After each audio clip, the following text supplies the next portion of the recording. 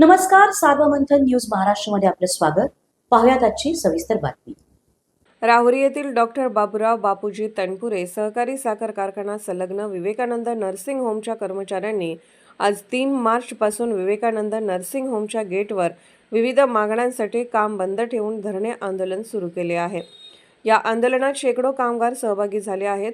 Vivekananda nursing होममधील शिक्षकेतर कर्मचारी पदोन्नती, महागाई भत्ता व पगारवाढीसाठी धरणे आंदोलनाचा इशारा देण्यात आला होता. या इशाऱ्यानंतर प्राधिकृत अधिकारी गणेश पुरी, देवीदास घोडेचोर, तहसीलदार नामदेव पाटील, पोलीस निरीक्षक संजय ठेंगे यांच्या उपस्थितीत मागण्यासंदर्भात बैठक घेण्यात आली. सदर बैठकीत मागण्यांचा विचार करण्यासाठी व आमच्यावरील अन्याय दूर करण्यासाठी वेळ मागितली होती. मात्र अद्याप या मागण्या मान्य न झाल्याने हे आंदोलन सुरू करण्यात आले आहे.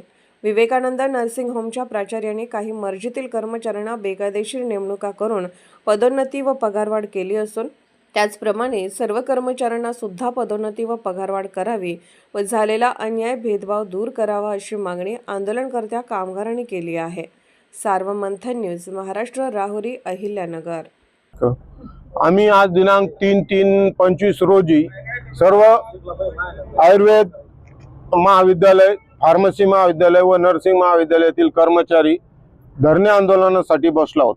आमच्या काही मागण्या होत्या का आम्हाला नियमानुसार महागाई भत्ता दिला जात नाही. शासनाचा महागाई भत्ता हा 239% असताना आम्हाला फक्त 52% दिला जातो. दुसरी गोष्ट, आम्हाला कुठलीही पदोन्नती दिली नाही, परंतु मर्जीतील काही कर्मचाऱ्यांना मात्र भरघोस पगारवाढ करून पाहिजे त्या पद्धतीची पदोन्नती दिलेली आहे. त्यामुळे आमचे काम बंद आंदोलन हे आम्ही ठरवलेले होते. तसेच मजूर हाजरीच्या लोकांना किमान वेतन सुद्धा दिले जात नाही व नियमानुसार त्यांना 3 वर्षानंतर कायम करायचे होते, तर त्यांना 12 ते 14 वर्ष होऊनही त्या कामगारांना बिचाऱ्यांना कायम केलेले नाही. त्यांच्यानंतर घेतलेल्या काही लोकांना संस्थेकडे ऑर्डर देऊन मोठी पगारवाढ दिलेली आहे. त्यामुळे सर्व कामगारांना नाराजी पत्करून आम्ही आंदोलनात बसलेलो आहोत. मागील 21 दिवसाचा पगार आमचा अनधिकृतपणे यांनी संस्थेने पेंडिंग ठेवलेला आहे.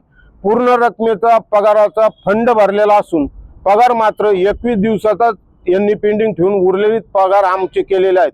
त्या 21 दिवसाचा पगाराचं यांनी काय केलं त्याचा खुलासा आम्हाला करावा. 10 ते 12 दिवसापूर्वी प्रशासन अधिकारी श्री पुरी साहेब यांची चर्चा झाली होती. त्यांनी आम्हाला थोडा वेळ मागितला होता, 8 दिवसाचा. त्यानुसार आम्ही 10 ते 12 दिवस त्यांना वेळ दिला. त्यांनी त्या आमच्या मागण्याचा कुठेही विचार केला नसल्यामुळे आम्हाला नाविलाजास्तव मजबुरीत काम बंद आंदोलन करण्याची वेळ आलेली आहे. सार्वमंथन न्यूज महाराष्ट्राला लाईक करा, शेअर करा, सबस्क्राईब करा.